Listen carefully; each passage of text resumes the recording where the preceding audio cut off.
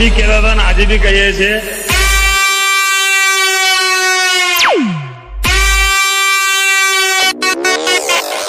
તાકાત હોય તો લગાવો ગાડી બાજુમાં.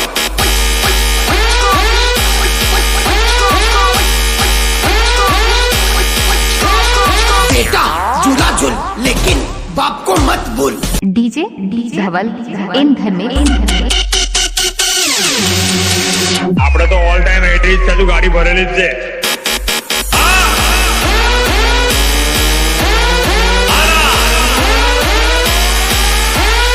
અલે બોલાઈ લે તારા પડવાઓ ને.